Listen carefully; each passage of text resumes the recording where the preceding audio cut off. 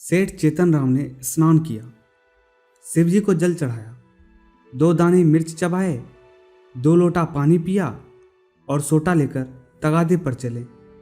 सेठ जी की उम्र कोई 50 की थी। सिर के बाल झड़ गए थे और खोपड़ी ऐसी साफ सुथरी निकल आई थी जैसे ऊपर खेत। आंखें छोटी थी, चेहरे बिल्कुल गोल।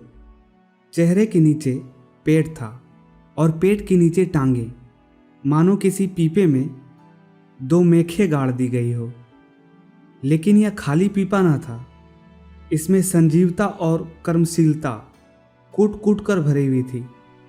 किसी बाकीदार आसामी के सामने इस पीपे का उछलना कूदना और पैतरे बदलना देखकर किसी नट का चिगिया भी लज्जित हो जाता। ऐसी आंखें लाल पीली करते ऐसे गरजते कि दर्शकों की भीड़ लग जाती थी। उन्हें कंजूस तो नहीं कहा जा सकता, क्योंकि जब वह दुकान पर होते तो हर एक भिखमंगे के सामने एक कौड़ी फेंक देते। हाँ, उस समय उसके माथे पर कुछ ऐसा बल पड़ाता, आंखें कुछ ऐसी प्रचंड हो जाती, नाक कुछ ऐसे सिकुड़ जाती कि भिखारी फिर उसकी दुकान पर ना आता। लहने का बाप तगादा है, इस सिद्धांत के वह अनन्य भक्त थे। जलपान करने के बाद संध्या तक वह बराबर तगादा करते रहते थे। इसमें एक तो घर का भोजन बचता था और दूसरे आसामियों के माथे दूध, पूरी, मिठाई आदि पदार्थ खाने को मिल जाते थे। एक वक्त का भोजन बच जाना कोई साधारण बात नहीं है। एक भोजन का एक आना भी रख लें तो केवल इसी मद में उन्होंने अपने 30 वर्षों के महाजनी जीवन में कोई 800 रुपये बचा लिए थे। फिर लौटते समय दूसरी बेला के लिए दूध, दही, तेल, तरकारी, उपले, ईंधन मिल जाते थे। बहुधा संध्या का भोजन भी न करना पड़ता था, इसलिए तगादे से न चूकते थे। आसमान फटा पड़ता हो, आग बरस रही हो, आंधी आती हो, पर सेठ जी प्रकृति के अटल नियमों की भांति तगादे पर जरूर निकल जाते। सेठानी ने पूछा, भोजन? सेठ जी ने गरज कर कहा, नहीं, सांझ का आने पर देखी जाएगी। सेठ जी के किसान पर 5 रुपये आते थे। 6 महीनों से दुष्ट ने सूद ब्याज कुछ न दिया था और न कभी कोई सौगात लेकर हाजिर हुआ था। उसका घर 3 कोस से कम न था, इसलिए सेठ जी टालते आते थे। आज उन्होंने उसी गांव चलने का निश्चय किया। आज बिना दुष्ट से रुपये लिए न मानूंगा, चाहे कितना ही रोए, घिघियाए, मगर इतनी लंबी यात्रा पैदल करना निंदास्पद था। लोग कहेंगे नाम बड़े दर्शन छोटे, कहलाते सेठ, चलते हैं पैदल। इसलिए धीमी गति से इधर उधर ताकते, राहगीरों से बात करते चले जाते थे कि लोग समझे वायु सेवन करने जा रहे हैं। सहसा एक खाली इक्का उनकी तरफ जाता हुआ मिल गया। इक्के वाले ने पूछा, कहाँ लाला, कहाँ जाना है? सेठ जी ने कहा, जाना तो कहीं नहीं है, 2 परख तो और है, लेकिन लाओ बैठ जाएं। इक्के वाले ने चुभती हुई आंखों से सेठ जी को देखा। सेठ जी ने भी अपनी लाल आंखों से उसे घूरा। दोनों समझ गए आज लोहे के चने चबाने पड़ेंगे। इक्का चला। सेठ जी ने पहला वार किया, कहाँ घर है मियाँ साहब? घर कहाँ है हुजूर, जहाँ पढ़ रहूं वहीं घर है। जब घर था तब था, अब तो बेघर बेदर हूँ, और सबसे बड़ी बात यह है कि बेपर हूँ। तकदीर ने काट लिए, लुंगड़ा बनाकर छोड़ दिया। मेरे दादा नवाबी में चकलेदार थे हुजूर, 7 जिले के मालिक, जिसे चाहे तोप दम कर दें, फांसी पर लटका दें। निकलने के पहले लाखों की थैलियां नजर चढ़ जाती थी। नवाब साहब भाई की तरह मानते थे। एक दिन वह थे, एक दिन यह है कि आप लोगों की गुलामी कर रहे हैं। दिनों का फेर है। सेठ जी को हाथ मिलाते ही मालूम हो गया, पक्का फिकौत है, अखाड़ेबाज, इससे पेश पाना मुश्किल है। पर अब तो कुश्ती में बढ़ गई थी। अखाड़े में उतर पड़े थे। बोले, तो यह कहो कि बादशाही घराने के हो। यह सूरत ही गवाही दे रही है।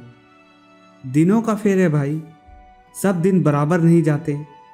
हमारे यहाँ लक्ष्मी को चंचल कहते हैं, बराबर चलती रहती है।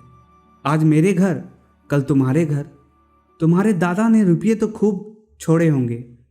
इक्के वाला, अरे सेठ, उस दौलत का कोई हिसाब न था। न जाने कितने तहखाने भरे हुए थे। बोरों में सोने चांदी के डले रखे हुए थे। जवाहरात टोकरियों में भरे पड़े थे। एक एक पत्थर 50-50 लाख का था। चमक दमक ऐसी थी कि चिराग मात। मगर तकदीर भी कोई चीज है। इधर दादा का 40वां हुआ, उधर नवाबी बुर्द हुई। सारा खजाना लूट गया। छकड़ों पर लाद लाद कर लोग जवाहरात ले गए। फिर भी घर में इतना बच रहा था कि अब्बाजान ने जिंदगी भर ऐश किया। ऐसा ऐश किया कि क्या कोई भुकवा करेगा। 16 कहरों के सुखपाल पर निकलते थे। आगे पीछे चौबदार दौड़ते चलते थे। फिर भी मेरे गुजर भर को उन्होंने बहुत छोड़ा। अगर हिसाब किताब से रहता तो आज भला आदमी होता। लेकिन रईस का बेटा रईस ही तो होगा। एक बोतल चढ़ाकर बिस्तर से उठता, रात रात भर मुजरे होते रहते थे। क्या जानता था एक दिन यह ठोकर खानी पड़ेगी। सेठ अल्लाह मियाँ का शुक्र करो भाई कि ईमानदारी से अपने बाल बच्चों की परवरिश तो करते हो। नहीं तो तुम्हारे हमारे कितने ही भाई रात दिन कुकर्म करते रहते हैं, फिर भी दाने दाने को मोहताज रहते हैं। ईमान की सलामती चाहिए। नहीं, दिन तो सभी के कट जाते हैं। दूध रोटी खाकर कटे तो क्या, सूखे चने चावाकर कटे तो क्या। बड़ी बात तो ईमान है। मुझे तो तुम्हारी सूरत देखते ही मालूम हो गया था कि नीयत के साफ और सच्चे आदमी हो। बेईमानों की तो सूरत से ही फटकार बरसती है। इक्के वाला, सेठ जी, आपने ठीक कहा कि ईमान सलामत रहे तो सब कुछ है। आप लोगों से 4 पैसे मिल जाते हैं, वहीं बाल बच्चों को खिला पिलाकर पढ़ रहता हूँ हुजूर। और इक्के वाले को देखिए तो कोई किसी मर्ज में मुब्तिल है, कोई किसी मर्ज में। मैंने तौबा बोला, ऐसा काम ही क्यों करें कि मुसीबत में फंसे। बड़ा कनुबा है हुजूर। माँ हैं, बच्चे हैं, कई बेवाएं हैं और कमाई यही इक्का है। फिर भी अल्लाह मियाँ किसी तरह निभाए जाते हैं। सेठ, वह बड़ा कारसाज है खां साहब। तुम्हारी कमाई से हमेशा बरकत होगी। इक्के वाला, आप लोगों की मेहरबानी चाहिए। सेठ, भगवान की मेहरबानी चाहिए। तुमसे खूब भेंट हो गई। मैं इक्के वालों से बहुत घबराता हूँ, लेकिन अब मालूम हुआ अच्छे बुरे सभी जगह होते हैं। तुम्हारे जैसा सच्चा दीनदार आदमी मैंने नहीं देखा। कैसी साफ तबीयत पाई है तुमने कि वाह। सेठ जी की ये लच्छेदार बातें सुनकर इक्के वाला समझ गया कि यह महाशय परले सिर के बैठकबाज हैं।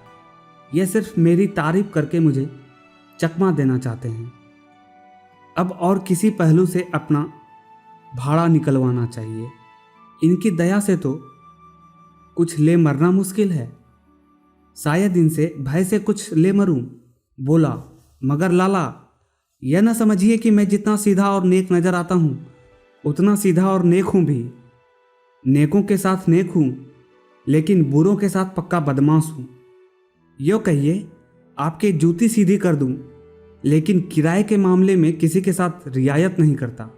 रियायत करूँ तो खाऊं क्या। सेठ जी ने समझा था इक्के वाले को हत्थे पर चढ़ा लिया। अब यात्रा निर्विघ्न और निःशुल्क समाप्त हो जाएगी। लेकिन यह आलाप सुना तो कान खड़े हुए। बोले, भाई, रुपये पैसे के मामले में मैं किसी से रियायत नहीं करता, लेकिन कभी कभी जब यार दोस्तों का मामला आ पड़ता है तो झक मारकर दबना ही पड़ता है। तुम्हें भी कभी कभी बल खाना ही पड़ता होगा। दोस्तों से बेमुरवती तो नहीं की जाती। इक्के वाले ने रूखेपन से कहा, मैं किसी के साथ मुरैवत नहीं करता। मुरैवत का सबक तो उस्ताद ने पढ़ाया ही नहीं। एक ही चंचुल हूं, मजाल क्या कि कोई एक पैसा दबा ले। घरवाली तक को तो मैं एक पैसा देता नहीं, दूसरों की बात ही क्या है। और इक्के वाले अपने महाजन की खुशामद करते हैं, उसके दरवाजे पर खड़े रहते हैं। यहाँ महाजनों को भी धता बताता हूँ, सब मेरे नाम को रोते हैं। रुपये लिए और साफ डकार गया। देखें अब कैसे वसूल करता हो बच्चा। नालिश करो घर में क्या धरा है, जो ले लोगे। सेठ जी को मानो जूड़ी चढ़ाई। समझ गए यह शैतान बिना पैसे लिए न मानेगा। जानते कि यह विपत्ति गले पड़ेगी तो भूलकर भी इसके इक्के पर पाँव न रखते। इतनी दूर चलने में कौन से पैर टूट जाते थे। अगर इस तरह रोज पैसे देने पड़े तो फिर लेना देना कर चुका। सेठ जी भक्त जीव थे। शिव जी को जल चढ़ाने में जब से होश संभाला एक नागा भी न किया। क्या भक्त वंसल शंकर भगवान इस अवसर पर मेरी सहायता न करेंगे। इष्टदेव का सुमिरन करके बोला, खां साहब और किसी से चाहो न दबो, पर पुलिस से तो दबना ही पड़ता होगा, वह तो किसी के सगे नहीं होते। इक्के वाले ने कहा, मारा कभी नहीं, उनसे उल्टे और कुछ न कुछ वसूल करता हूँ।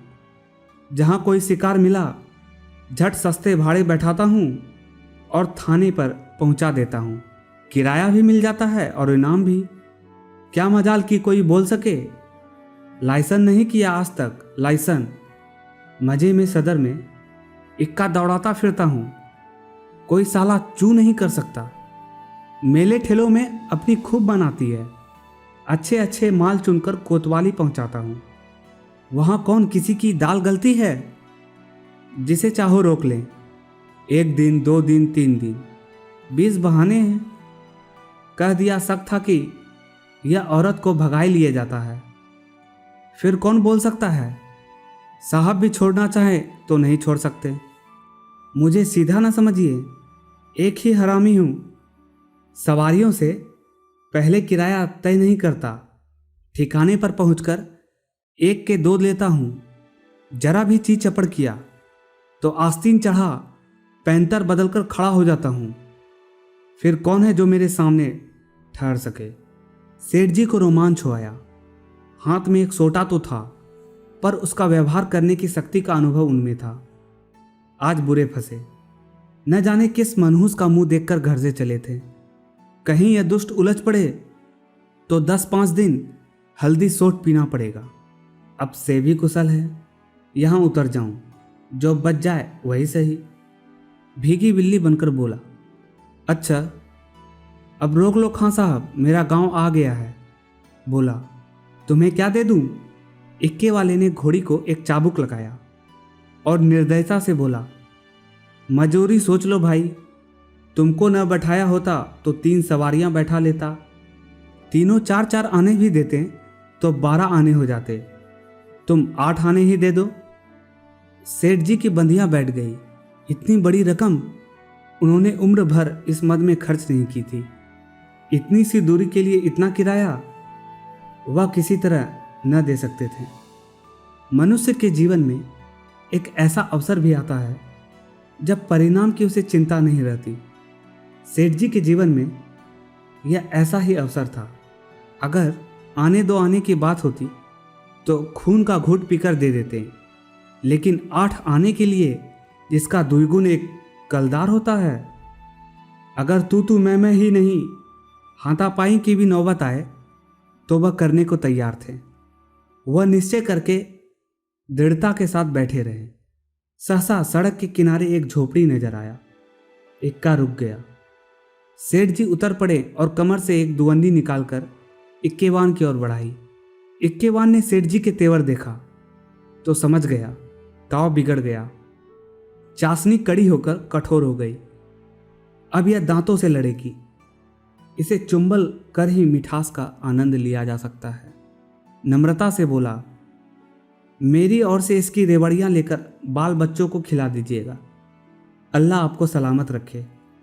सेठ जी ने एक आना और निकाला और बोले, बस अब जबान ना हिलाना, एक कौड़ी भी बेसी न दूंगा। इक्के वाला, नहीं मालिक, आप ही ऐसा कहेंगे तो हम गरीब के बाल बच्चे कहाँ से पलेंगे? हम लोग भी आदमी पहचानते हैं हुजूर। इतने में झोपड़ी में से एक स्त्री गुलाबी साड़ी पहने पान चबाती हुई निकल आई और बोली, आज बड़ी देर लगाई। अच्छा, आज लाला जी तुम्हारे इक्के पर थे? फिर आज तुम्हारा मिजाज काहे को मिलेगा? एक चेहरे साई तो मिला ही होगा। इधर बढ़ा दो सीधे। यह कहकर वह सेठ जी के समीप आकर बोली, आराम से चरपैया पर बैठो लाला। बड़े भाग थे कि आज सवेरे सवेरे आपके दर्शन हुए। उसके वस्त्र मंद मंद महक रहे थे। सेठ जी का दिमाग ताजा हो गया। उनकी ओर कनखियों से देखा। औरत चंचल, बाकी कटीली, तेज तर्रार थी। सेठानी जी की मूर्ति आंखों के सामने आ गई। भद्दी, थल थल, पिल पिल, पैरों में बेवाय फटी हुई, कपड़ों से दुर्गंध उड़ती हुई। सेठ जी नाम मात्र के भी रसिक न थे, पर इस समय आंखों से हार गए। आंखों को उधर से हटाने की चेष्टा करके चारपाई पर बैठ गए। अभी कोस भर की मंजिल बाकी है, इसका ख्याल ही न रहा। स्त्री एक छोटी सी पंखियां उठा लाई और सेठ जी को झेलने लगी। हाथ की प्रत्येक गति के साथ सुगंधा का एक झोंका आकर सेठ जी को उन्मुक्त करने लगा। सेठ जी ने जीवन में ऐसा उल्लास कभी अनुभव न किया था। उन्हें प्रायः सभी घृणा की दृष्टि से देखते थे। चोला मस्त हो गया। उनके हाथ से पंखियां छीन लेनी चाहिए। तुम्हें कष्ट हो रहा है? लाओ मैं झल लूं। यह कैसी बात है लाला जी? आप हमारे दरवाजे पर आए हैं, क्या इतनी खातिर भी न करने दीजिएगा? और हम किस लायक हैं? इधर कहीं दूर जाना है? अब तो बहुत देर हो गई है, कहाँ जाइएगा? सेठ जी ने पापी आंखों को फेरकर और पापी मन को दबाकर कहा, यहाँ से थोड़ी दूर पर एक गांव है, वहीं जाना है। सांझ को इधर से ही लौटूंगा। सुंदरी ने प्रसन्न होकर कहा, तो फिर आज यहीं रहिएगा, सांझ को फिर कहाँ जाइएगा? एक दिन घर के बाहर की भी हवा खाइए, फिर न जाने कब मुलाकात होगी। इक्के वाले ने आकर सेठ जी के कान में कहा, पैसे निकालिए तो दाने चारे का इंतजाम करूं। सेठ जी ने चुपके से अठन्नी निकाल कर दे दी। इक्के वाले ने फिर पूछा, आपके लिए कुछ मिठाइयाँ लेता हूँ? यहाँ आपके लायक मिठाइयाँ तो क्या मिलेगी?